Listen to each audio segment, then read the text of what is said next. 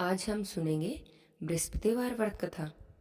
भगवान लक्ष्मी नारायण सब पर अपनी कृपा बनाए रखें, सबके घर में सदा सुख संपत्ति और धन धान्य से भरे रखें। बोलिए विष्णु भगवान की जय हो, बृहस्पति देव भगवान की जय हो। एक समय की बात है, भारतवर्ष में एक प्रतापी और दानी राजा राज्य करता था। वह प्रतिदिन गरीबों और ब्राह्मणों की सहायता करता, हर एक दिन दान पुण्य करता। लेकिन यह उसकी बातें उसकी रानी को बिल्कुल भी अच्छी नहीं लगती। वह ना तो गरीबों को दान देती और ना ही भगवान का पूजन करती, और राजा से भी दान पुण्य करने से मना करती। एक दिन की बात है कि राजा तो शिकार खेलने वन गए हुए थे। घर में रानी और दासी ही थी। उसी समय बृहस्पति देव साधु के वेश में राजा के महल में भिक्षा लेने के लिए आए और भिक्षा मांगी। तो रानी ने भिक्षा देने से इनकार कर दिया और रानी कहने लगी, हे साधु महाराज, मैं तो इस दान और पुण्य से तंग आ गई हूँ। मेरा पति तो सारा धन लुटाते रहते हैं। अब मेरी तो यही इच्छा है कि हमारा सब धन नष्ट हो जाए, ना रहेगा बांस और ना बजेगी बांसुरी। साधु बाबा कहने लगे, हे देवी, तुम तो बड़ी विचित्र हो। संतान और धन को तो सभी चाहते हैं, पुत्र और लक्ष्मी तो पापी के घर में भी होने चाहिए। यदि तुम्हारे पास धन अधिक है तो तुम भूखे मनुष्य को भोजन करवाओ, प्यासों के लिए प्याऊ लगवाओ और मुसाफिरों के लिए धर्मशाला खुलवाओ, निर्धनों की कन्याओं का विवाह करवाओ। और भी ऐसे कई काम हैं जिनके करने से तुम्हारा यश लोक और परलोक में फैलेगा। लेकिन रानी पर तो इन बातों का कोई भी प्रभाव नहीं पड़ा। वह कहने लगी, महाराज, आप मुझे मत समझाइए। मुझे ऐसे धन की कोई आवश्यकता नहीं, मैं जिसे हर किसी को बांटते फिरूं। फिर तब साधु बाबा कहने लगे कि यदि तुम्हारी ऐसी ही इच्छा है तो ऐसा ही होगा। जैसा जैसा मैं कहता हूं तुम वैसा ही करना। बृहस्पतिवार के दिन घर को लीपना, अपने सिर को धोकर स्नान करना, पट्टी चढ़ाकर कपड़े धोना, और ऐसा करने से तुम्हारा सारा धन नष्ट हो जाएगा। इतना कहकर साधु बाबा वहां से चले गए। साधु के कहे अनुसार रानी ने अभी बस 3 बृहस्पतिवार ही ऐसा किया था कि उसका सारा धन नष्ट हो गया। अब तो भोजन के लिए भी राजा का परिवार तरसने लगा। एक दिन राजा अपनी रानी से बोला, तुम यहीं पर रहो, मैं दूसरे देश को जाता हूँ, क्योंकि यहाँ पर तो सभी लोग मुझे जानते हैं, इसलिए मैं कोई छोटा काम भी नहीं कर सकता। देश चोरी तो प्रदेश पीक के बराबर होती है। और ऐसा कहकर राजा प्रदेश को चला गया। वहां पर जाकर राजा जंगल में लकड़ियां काट कर लाता और शहर में बेचता। इसी तरह से अपना जीवन बिताने लगा। इधर राजा के प्रदेश जाते ही रानी और दासी भी बहुत दुखी रहने लगी। एक बार रानी और दासी को 7 दिनों तक बिना भोजन के रहना पड़ा। तो रानी ने अपनी दासी से कहा, हे दासी, पास ही के नगर में मेरी बहन रहती है, वह बहुत धनवान है, तुम उसके पास चली जाओ, वहां से कुछ ले आना, जिससे कुछ हमारा गुजर बसर हो जाएगा। दासी रानी की बहन के पास चली गई। उस दिन गुरुवार का दिन था। रानी की बहन उस समय बृहस्पतिवार व्रत की कथा सुन रही थी। दासी ने रानी की बहन को अपनी रानी का संदेश बता दिया, लेकिन रानी की बड़ी बहन ने तो कोई उत्तर नहीं दिया। जब दासी को रानी की बहन से कोई उत्तर नहीं मिला तो वह बहुत दुखी हो गई। उसे क्रोध भी आया और वह वापस चली आई। दासी ने वापस आकर रानी को सारी बात बता दी और कहने लगी कि रानी, आपकी बहन तो बहुत घमंडी है, वह तो छोटे मनुष्यों से बात भी नहीं करती। उधर रानी की बहन ने सोचा कि मेरी बहन की दासी आई थी, पर मैं उससे बोली भी नहीं, इससे वह बहुत दुखी हुई होगी। यह सोचकर कथा को सुनकर पूजन समाप्त करके वह अपनी बहन के घर आई और कहने लगी कि हे बहन, आज बृहस्पतिवार का दिन है, मैं बृहस्पतिवार का व्रत कर रही थी। तुम्हारी दासी मेरे घर पर आई, पर जब तक कथा होती है तब तक न तो उठते हैं और न ही बोलते हैं, इसलिए मैं न बोली। दासी, तुम कहो, तुम क्यों गई थी? तब रानी कहने लगी, बहन, तुमसे क्या छुपाऊं, हमारे घर में तो खाने तक को अनाज नहीं था। ऐसा कहते कहते रानी की आंखें भर आई। दासी समेत पिछले 7 दिनों से भूखे रहने की सारी बातें रानी ने अपनी बहन को बता दी। अब रानी की बहन बोली, देखो बहन, भगवान बृहस्पति देव सभी की मनोकामना पूरी करते हैं। अंदर जाकर देखो, शायद तुम्हारे घर में भी अनाज रखा हो। पहले तो रानी को विश्वास नहीं हुआ, पर जब बहन बार बार कहने लगी तो उसने अपनी दासी को अंदर भेजा। दासी अंदर गई तो उसे अनाज से भरा हुआ एक घड़ा मिल गया। यह देखकर दासी को बड़ी हैरानी हुई। तब दासी रानी से कहने लगी, हे रानी, देखो, जब हमें भोजन नहीं मिलता तो हम रोज ही व्रत करते हैं। क्यों ना इनसे व्रत की कथा और विधि भी पूछ ली जाए। इससे हम भी बृहस्पतिवार का व्रत किया करेंगे। तब रानी ने अपनी बहन से बृहस्पतिवार के व्रत के बारे में पूछा। तब उसकी बहन कहने लगी, बृहस्पतिवार के व्रत में चने की दाल और मुनक्का से विष्णु भगवान का केले की जड़ में पूजन करें, दीपक जलाएं, व्रत कथा सुने और पीला भोजन करें। इससे बृहस्पति देव प्रसन्न होते हैं। व्रत और पूजा की सारी विधि बताकर रानी की बहन अपने घर चली गई। 7 दिन के बाद जब गुरुवार आया तो रानी और दासी दोनों ने व्रत रखा। गुड़शाला में जाकर चना और गुड़ ले आई। फिर उससे केले की जड़ में भगवान विष्णु का पूजन किया। अब पीला भोजन कहाँ से आए, यह सोचकर दोनों बड़ी दुखी थी। पर क्योंकि उन्होंने व्रत किया था, इसलिए बृहस्पति देव उनसे प्रसन्न थे। एक साधारण व्यक्ति का रूप धारण करके 2 थाली परोस कर पीला भोजन ले आए और दासी को भोजन दे दिया। भोजन पाकर दासी बहुत प्रसन्न हुई। फिर रानी के साथ मिलकर उसने भोजन किया। उसके बाद तो वे हर गुरुवार को व्रत और पूजन करने लगी। बृहस्पति भगवान की कृपा से उनके पास फिर से धन और संपत्ति आ गई और रानी पहले की तरह ही आलस्य करने लगी। तब दासी ने कहा, देखो रानी, तुम पहले भी इसी तरह आलस्य करती थी। तुम्हें धन रखने में कष्ट होता था, इसी कारण सारा धन नष्ट हो गया। अब भगवान बृहस्पति देव की कृपा से फिर से धन मिला है, तो तुम फिर से आलस कर रही हो। रानी को समझाते हुए दासी ने कहा, बड़ी मुसीबतों के बाद हमने यह धन पाया है, इसलिए हमें दान पुण्य करना चाहिए। भूखे मनुष्यों को भोजन करवाओ, अपने धन को शुभ कार्यों में खर्च करो। इससे तुम्हारे कुल का यश बढ़ेगा, स्वर्ग की प्राप्ति होगी, पितृ प्रसन्न होंगे। दासी की बातें मानकर रानी ने अपना धन शुभ कार्यों में करना खर्च शुरू कर दिया। पूरे नगर में उसका यश फैलने लगा। इधर प्रदेश में राजा भी बहुत दुखी था। रोज लकड़ियां काट कर लाता, उन्हें बेचता, इससे अपना गुजारा करता था। एक दिन दुखी होकर जंगल में ही एक पेड़ के नीचे बैठ गया और अपनी दशा को याद करते हुए व्याकुल होकर रोने लगा। उस दिन बृहस्पतिवार का दिन था। तब उसने देखा कि एक निर्जन वन में एक साधु प्रकट हुए हैं। साधु के वेश में सम भगवान बृहस्पति देव हैं। वे लकड़हारे के सामने आकर बोले, हे लकड़हारे, इस सुनसान जंगल में तुम चिंता में क्यों बैठे हो? तब लकड़हारे ने अपने दोनों हाथ जोड़ लिए, प्रणाम किया और कहने लगे, महात्मा जी, आप तो अंतर्यामी हैं, सब कुछ जानने वाले हैं, मैं आपसे क्या कहूँ। इतना कहकर रोने लगे और साधु को अपनी सारी बातें बता दी। तब साधु बाबा ने कहा कि तुम्हारी पत्नी ने बृहस्पतिवार के दिन भगवान बृहस्पति का निरादर किया था, इसी कारण भगवान नाराज हो गए और तुम्हारी यह दशा हो गई। अब तुम चिंता मत करो और मेरे कहे अनुसार सभी कार्य करो और तुम्हारे सभी कष्ट दूर हो जाएंगे। भगवान तुम्हें पहले से भी अधिक संपत्ति देंगे।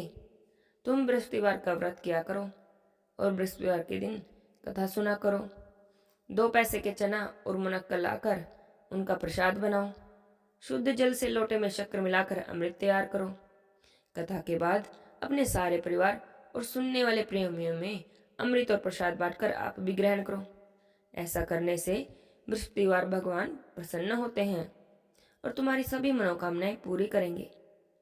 साधु के ऐसे वचन सुनकर वह लकड़हारा कहने लगा, हे प्रभु, मुझे लकड़ी बेचकर इतना पैसा नहीं मिलता कि जिससे भोजन करने के बाद कुछ भी बचा सकूं।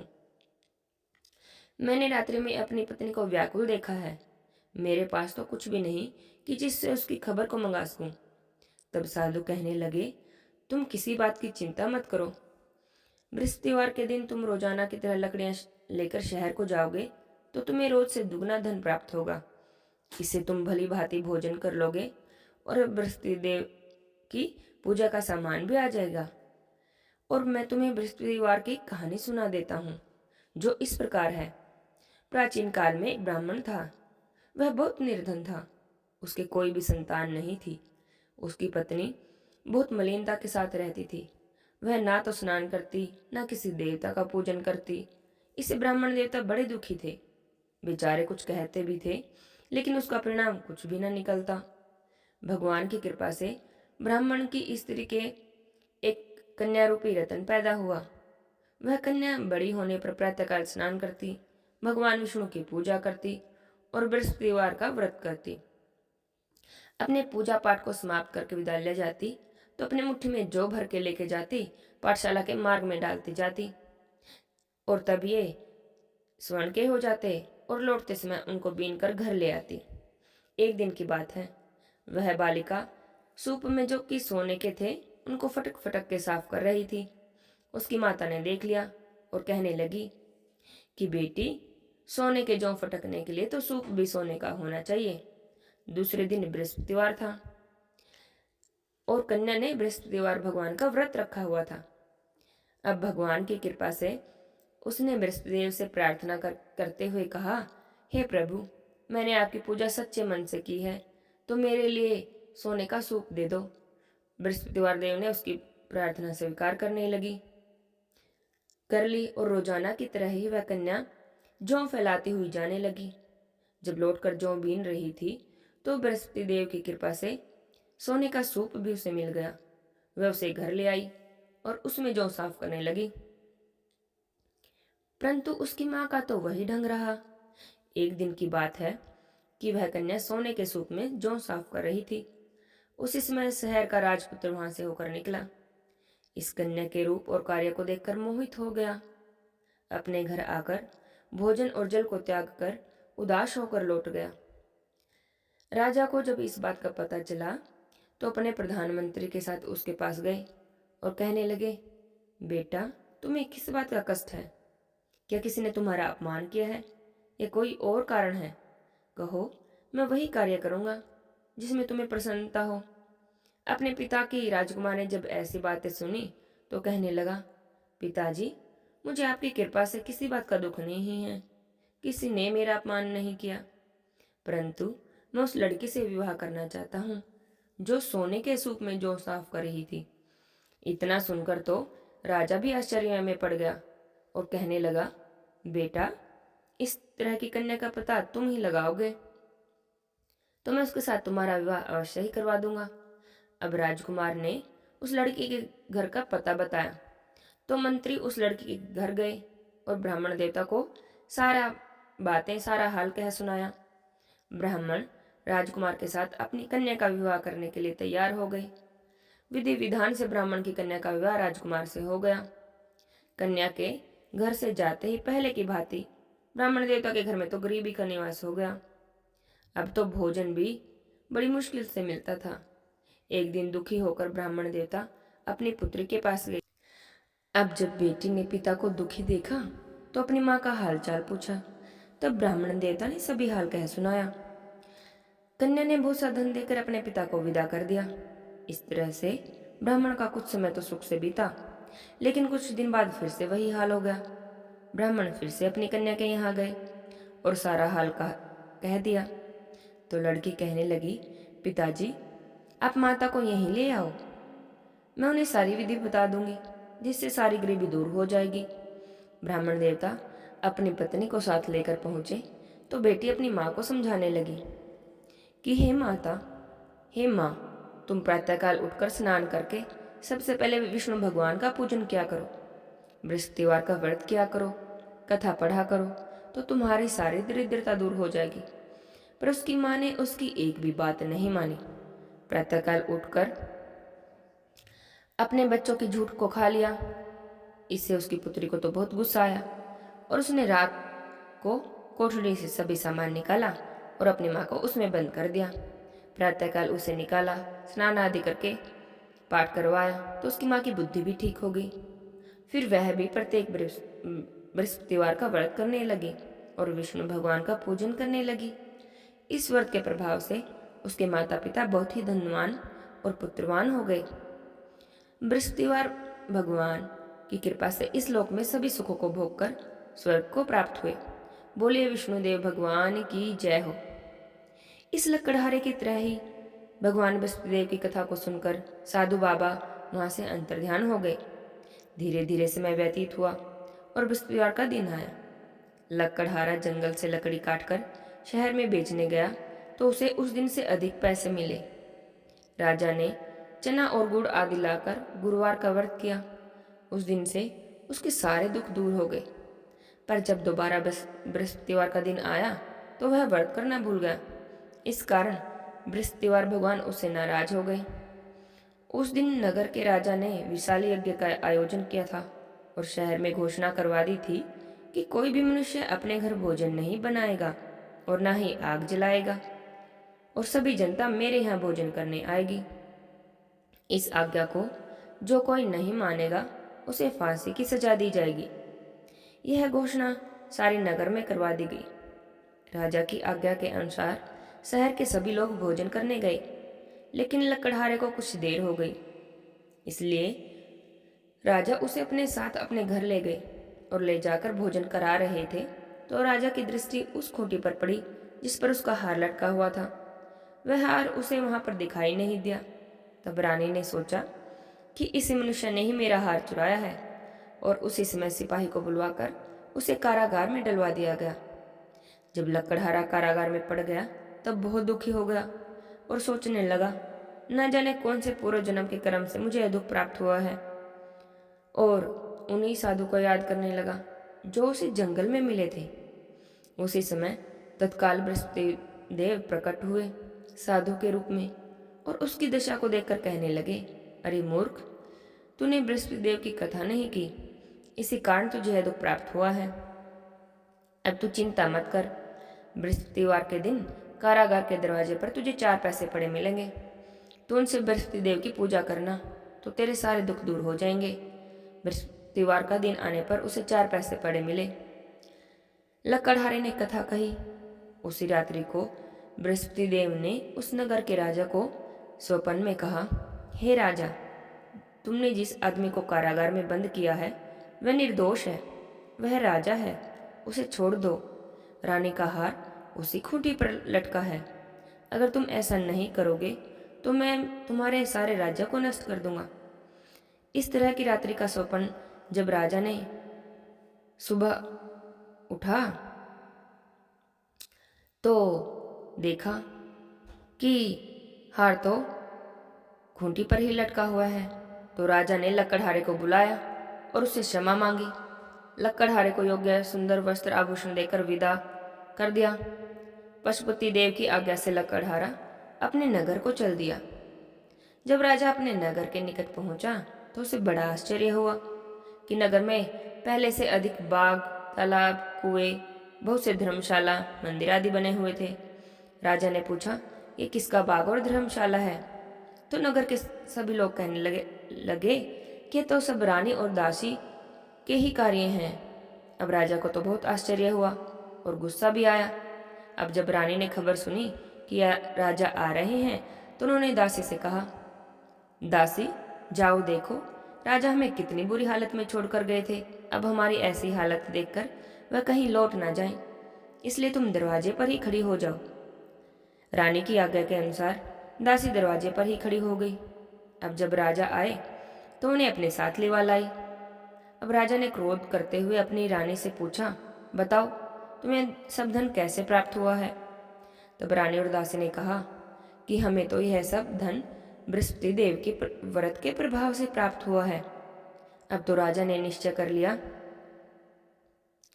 कि मेरे राज्य के सभी लोग जो भी सभी बृहस्पति देव का पूजन करते हैं, मैं भी वैसे ही हर रोज बृहस्पति देव का पूजन किया करूंगा। दिन में 3 बार कहानी कहूंगा और रोज व्रत करूंगा। हर समय राजा के दुपट्टे में चने की दाल बंधी रहती। राजा दिन में 3 बार कहानी कहता। एक रोज राजा ने सोच लिया कि चलो अपनी बहन के यहाँ मिलकर आते हैं। यह सोच करके राजा घोड़े पर सवार होकर अपनी बहन के यहाँ चल दिया। यहाँ चलते हुए उसने रास्ते में सोचा और देखा कि कुछ आदमी एक मुर्दे को ले जा रहे थे। उन्हें रोककर राजा कहने लगा, अरे भाइयों रुको, मेरी बृहस्पति देव की कथा को सुन लो।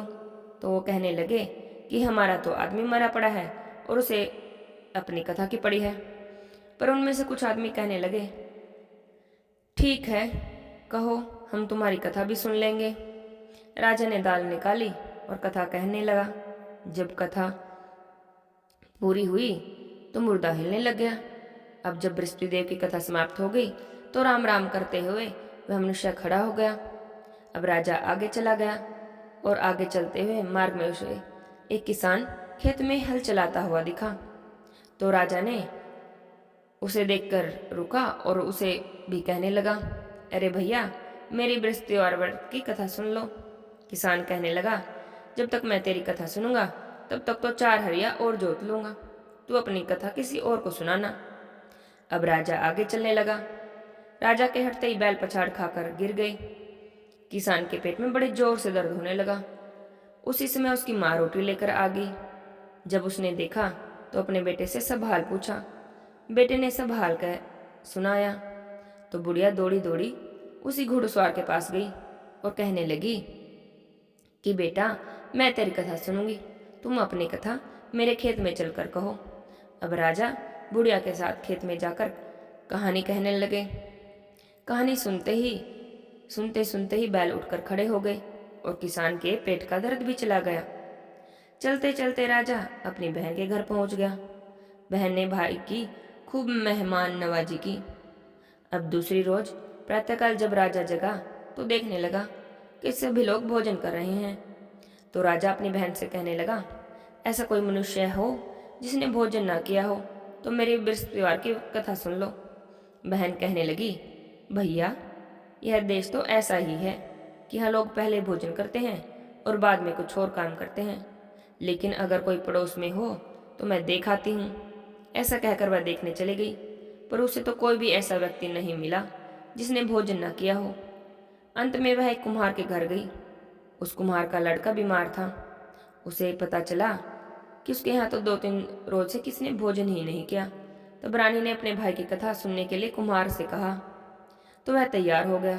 राजा ने उसके घर जाकर बृहस्पतिवार की कथा कही, जिसे सुनकर उसका लड़का ठीक हो गया। अब तो राजा की प्रशंसा होने लगी।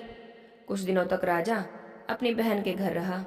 फिर एक दिन कहने लगा, बहन, अब हम अपने घर को जाएंगे, तुम भी तैयार हो जाओ। रानी की बहन ने अपनी सास से कहा।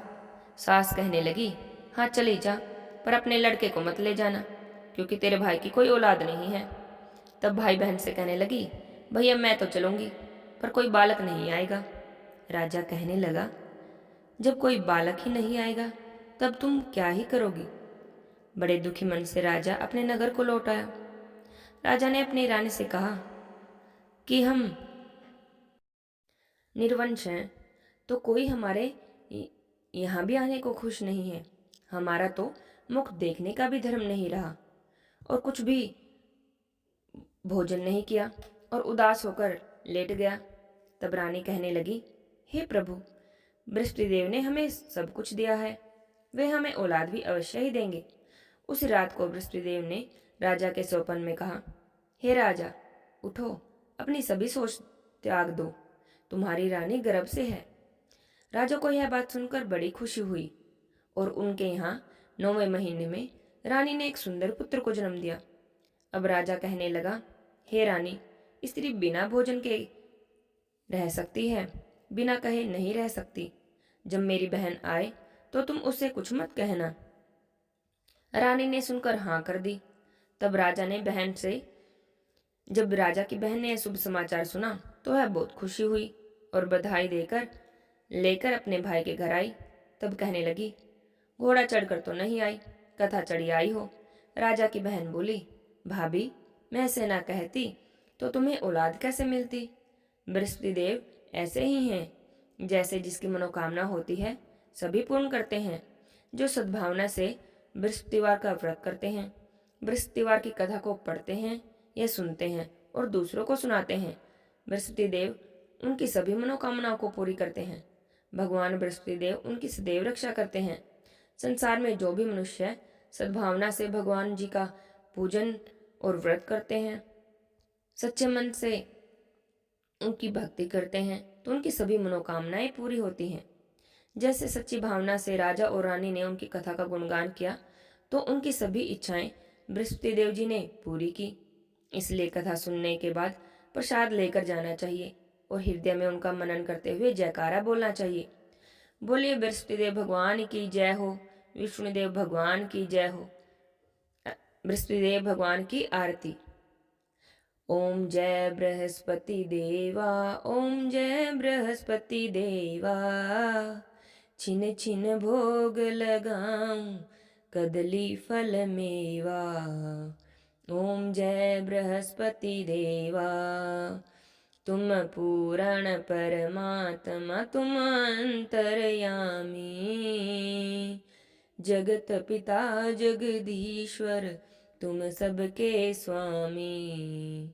ओम जय बृहस्पति देवा, ओम जय बृहस्पति देवा, स्वामी जय बृहस्पति देवा, छिन छिन भोग लगाऊं कदली फल मेवा। ओम जय बृहस्पति देवा,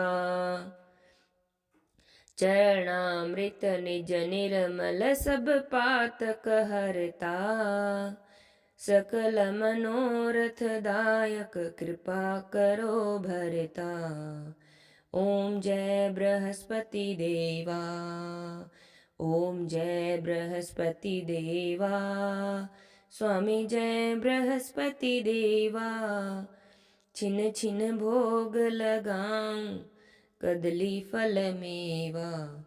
ओम जय बृहस्पति देवा, तन मन धन अर्पण कर जो जन शरण पड़े, प्रभु प्रकट तब होकर आकर द्वार खड़े।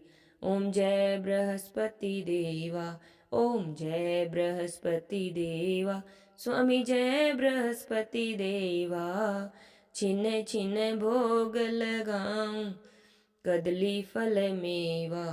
ओम जय बृहस्पति देवा, दीन दयाल दयानिधि भगतन हितकारी, पाप दोष सब हरता भव बंधन हारी।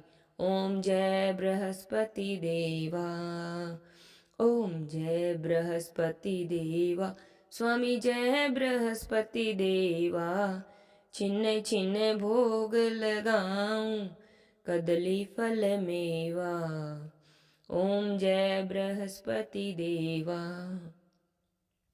सकल मनोरथ दायक सब संशय हारो, विषय विकार मिटाओ संतन सुखकारी। ओम जय बृहस्पति देवा, ओम जय बृहस्पति देवा, स्वामी जय बृहस्पति देवा, छिन छिन भोग लगाऊं कदली फल मेवा। ओम जय बृहस्पति देवा, जो कोई आरती आपकी प्रेम सहित गावे, जेठानंद आनंद कर सो निश्चय पावे। ओम जय बृहस्पति देवा, ओम जय बृहस्पति देवा, स्वामी जय बृहस्पति देवा, छिन छिन भोग लगाऊं कदली फल मेवा। ओम जय बृहस्पति देवा। बोले विष्णु भगवान की जय हो, बृहस्पति देव भगवान की जय हो। लक्ष्मी नारायण भगवान, बृहस्पति भगवान ये कथा कहानी कहते सुनते हुंकारा भरते सब पर अपनी कृपा बनाए